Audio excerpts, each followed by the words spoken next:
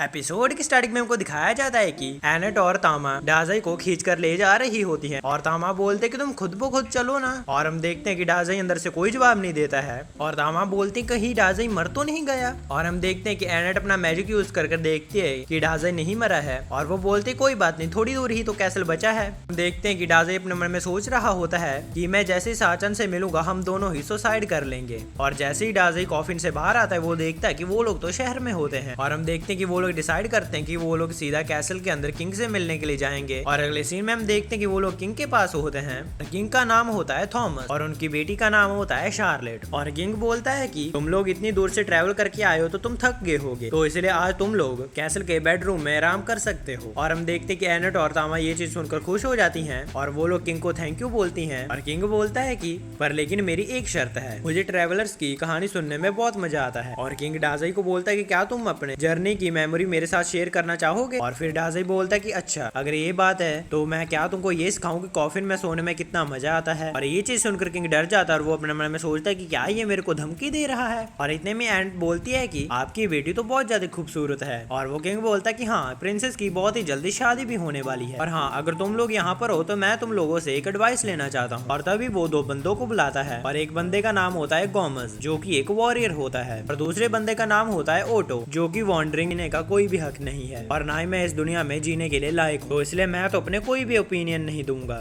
और हम देखते हैं कि डाजाई वहां से जाने लगता है और हम देखते हैं कि एनेट और तामाई किंग से माफी मांगने लग जाती हैं और वो बोलते हैं कि डाजाई दूसरी दुनिया से आया तो इसलिए उसको कुछ भी नहीं पता है। और वो किंग बोलता है कि चलो कोई बात नहीं, अगर वो दूसरी दुनिया से आया है तो हम कुछ भी नहीं कर सकते। और अगले सीन में हम देखते हैं कि रात हो जाती है और डाजाई अभी भी सो नहीं पा रहा होता है और इतने में एनेट भी उठ जाती है और वो बोलती है कि क्या हुआ, आप सो क्यों नहीं रहे हैं। और डाजाई बोलता है कि मैं पूरी जिंदगी में आराम से नहीं सोया। और तभी एनेट बोलती है कि वैसे ये साचन कौन है। और इतने में हम देखते हैं कि एनेट को तामा की पूंछ दिखाई देती है और वो तुरंत से कंबल हटा देती है, यहाँ पर सोगी। और इसी बीच में डाजाई मौके का फायदा उठाकर वहाँ से बाहर चला जाता है और वो आगे आकर देखता है कि वहाँ पर तो शार्लेट खड़ी हुई होती है जो कि एक लेक को देख रही होती है। और शार्लेट बोलती कि मैं इस खूबसूरत सी लेक को देख रही हूँ। और डाजाई बोलता है कि हाँ, ये कितनी खूबसूरत है, मेरा मन तो कर रहा है कि मैं इसी के अंदर डूब जाऊँ। और ये चीज सुनकर शार्लेट शॉक हो जाती है और वो बोलती कि क्या तुम इतनी ज्यादा परेशानी में हो कि तुम अपने आप को ही मारना चाहते हो। और डाजाई बोलता है कि मेरे से ज्यादा तो तुम परेशान लग रही हो। और ये चीज सुनकर शार्लेट थोड़ी चुप हो जाती है और वो बोलती कि मैं उन दोनों के बीच में से किसी को भी नहीं चुन पा रही हूँ। गोमेज को इस कैसल में आए हुए काफी समय हो गया है और वो हमारे सोल्जर्स के ऊपर काफी ज्यादा डिपेंडेबल भी है और मेरे फादर को भी उसकी ताकत के ऊपर पूरी तरह से भरोसा है, तो इसीलिए शायद से मुझे उसे चुनना चाहिए। और जो ओटो है वो मेरा बचपन का दोस्त है, जब भी मैं उदास होती हूँ वो मेरे लिए गानों को लिखता है और मेरे लिए गाता है, मुझे अब क्या करना चाहिए। और डाजाई बोलता है कि तुम तो बिल्कुल भी मेरे तरीके की नहीं हो, तुम बहुत ही दयालु लड़की हो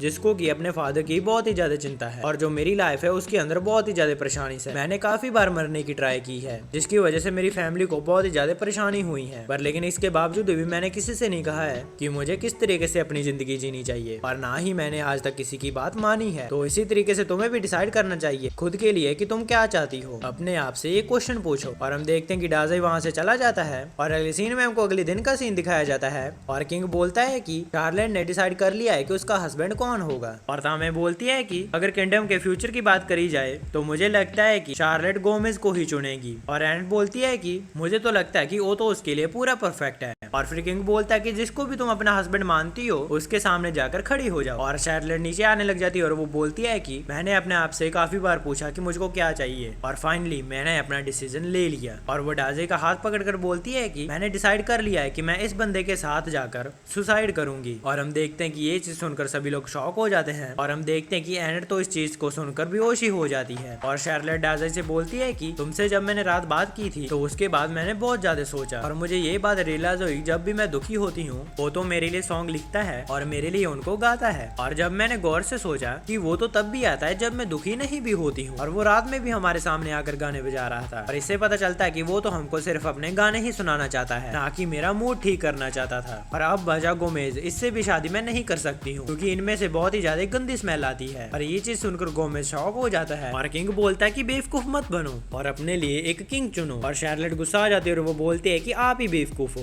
बिना मेरी फीलिंग्स जाने आप मेरी शादी किसी से भी कैसे करवा सकते हैं। मैं तो शादी ही नहीं करना चाहती हूँ क्योंकि कोई भी मेरी फीलिंग्स समझता ही नहीं है। पर लेकिन डाजाई ने मेरी फीलिंग्स समझी हैं। और वो डाजाई से बोलती है कि तुम ही एक इकलौते पर्सन हो जिसने मेरे इरादे पूछे और उनकी रिस्पेक्ट एक्ट की, जिस पर डाजाई बोलता है कि अच्छा तो इसलिए तुमने डिसाइड किया है कि तुम शादी नहीं करोगी और मेरे साथ आकर मरोगी। और तभी हम गोमेज को देखते हैं और वो अपना हेलमेट उतारता है और वो बोलता है कि क्या तुमने कहा कि मेरे से गंदी स्मेल आती है। और हम देखते हैं कि वो अपना आर्मर उतार देता है और वो बहुत ही ज्यादा गुस्से में होता है और वो बोलता है कि मैं इस किंगडम को पाना चाहता था, इस किंगडम का किंग बनके, और इस किंगडम को डीमन लॉर्ड को ऑफर करने वाला था, पर लेकिन मुझे नहीं लगा था कि शार्लेट मुझे पहचान लेगी। और डाजाई बोलता है कि क्या तुमने इसको सच में पहचान लिया था, जिस पर शार्लेट बोलती है कि नहीं, मैंने तो बस इतना ही कहा था कि मुझे इसमें से गंदी स्मेल आती है। और हम देखते हैं कि गोमेज बोलता है कि चाहे कुछ भी हो जाए अब मुझे ये थ्रोन नहीं चाहिए, मैं अब तुम सभी लोगों को मार डालूंगा। और हम देखते हैं कि तामा एनेट को उठाने की कोशिश कर रही होती है और हम देखते हैं कि तभी वहाँ पर किंग के सोल्जर्स आ जाते हैं, पर लेकिन गोमेज तो उनको आसानी से मार देता है। और तभी वो एक पिलर के ऊपर अटैक करता है और वो पिलर एनेट और तामा को लगने जा रहा होता है, पर लेकिन तामा उसको बहुत ही जल्दी बचा लेती है। और तभी तामा को गुस्सा आ जाता है और वो जाकर उसके ऊपर अटैक कर देती है और वो बोलती है कि अच्छा अगर तुमको खेलना ही है तो चलो ठीक है, मैं तुम्हारे साथ खेलूंगी। और हम देखते हैं कि वो गोमेज से लड़ने के लिए तैयार हो जाती है और वो तो बोलता है कि अच्छा अगर ऐसी बात है तो मैं तुम्हारे लिए गाना गाऊंगा। और तामा उसका लेवल देखकर उसको बोलते है कि तुम्हारा लेवल तो बहुत ज्यादा हाई है। और हम देखते हैं कि वो गाना गाना शुरू कर देता है और तामा बोलते हैं कि तुम्हारा ये गाना तो यूजलेस है। और तभी हम देखते हैं कि गोमेज तामा के ऊपर अटैक कर देता है और हम देखते हैं कि तामा उसके अटैक को डॉज कर उसको लात मारती है और उसको काफी जोर से पंच भी मारती है। और हम देखते हैं कि गोमेज काफी ज्यादा गुस्से हो जाता है और वो अपने सींगों की मदद से उसके ऊपर अटैक कर देता है और तामा पीछे हट जाती है क्योंकि उसके सर में से खून निकल रहा था। और वो अपने मन में सोचती है कि इसके सींग तो काफी ज्यादा हार्ड और शार्प हैं। और गोमेज बोलने लगता है कि ये जो मेरे आयरन के सींग है ये तुमको मार ही डालेंगे क्योंकि नेक्स्ट अटैक तुम झेल ही नहीं पाओगी। और इतने में डाजाई बोलता है कि मुझे माफ करना कि मैंने तुमको डिस्टर्ब किया, क्या तुम मुझे और शार्लेट को मार सकते हो क्योंकि हम दोनों ही मरना चाहते हैं,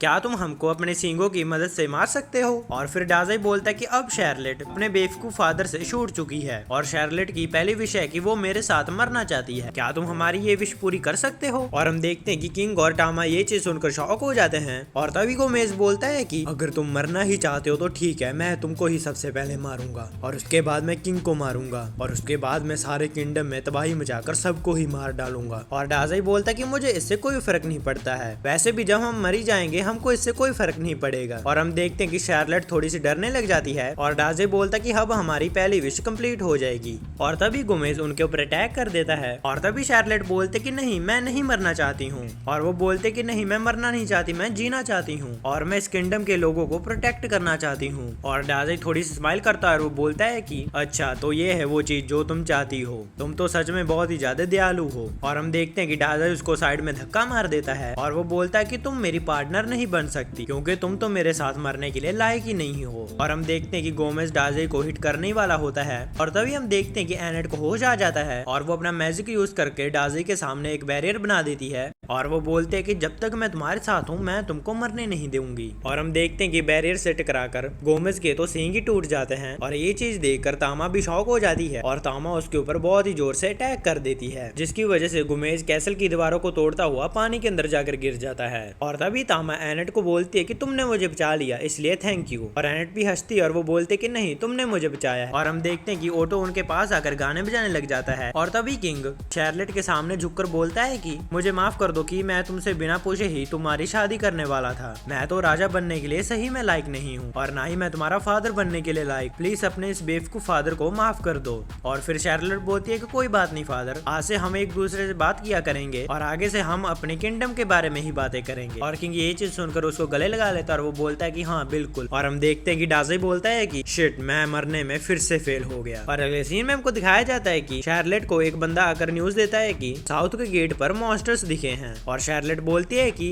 तो फिर जल्दी से रॉयल गार्ड्स को भेजो और उनको मरवा डालो, हम अब किंगडम को प्रोटेक्ट कर रहे हैं इसलिए मुझे तुम पर पूरा भरोसा है। और हम देखते हैं कि शार्लेट तो क्वीन बन चुकी होती है और तभी सीन शूट होता है, हमको दिखाया जाता है कि तामा और एनेट डाजाई को खींच कर ले जा रही होती हैं और तामा बोलती है कि शार्लेट ने तो 16 साल की उम्र में ही इतना बड़ा डिसीजन ले लिया कि वो तो क्वीन ही बन गई, क्या वो ठीक रहेगी। और जिस पर डाजाई बोलता है कि वो लड़कियां अपने खुद के पैरों पर खड़ी हो जाती हैं और तभी तामा बोलते कि तुम अपने खुद के पैरों पर कब तब खड़े होगे क्योंकि हम लोग थक चुके हैं। और अगले सीन में हमको दिखाया जाता है कि एनेट की तो बहुत बुरी हालत हो चुकी होती है और एनेट बोलते हैं कि मेरी चिंता मत करो, तुम उस जाकर बंदे को हील करो। और हम देखते हैं कि डाजाई तो बहुत बुरी तरह से जख्मी हुआ होता है और दूसरी लड़की बोलती है कि जल्दी से जितने भी पोशन है वो सारे ले आओ और जितने भी ब्रीस्ट है उनको भी ले आओ क्योंकि हमको इस बंदे को बचाना ही होगा। और इसी के साथ हमारा एपिसोड खत्म हो जाता है। गाइस अगर आपको थोड़ी सी वीडियो डिजर्विंग लगी हो तो वीडियो को लाइक और चैनल को सब्सक्राइब कर जरूर जाना और कमेंट में भी बता देना कि आपको ये वीडियो कैसी लगी। आपके कमेंट पढ़कर गाइस थोड़ी सी मोटिवेशन मिलती है। वीडियो पसंद आए तो वीडियो को लाइक और चैनल को सब्सक्राइब कर जरूर जाना। मैं जा रहा हूँ, आप भी अपना जरूर ध्यान रखना। मैं मिलता हूँ आपको नेक्स्ट वीडियो में। Thanks for watching.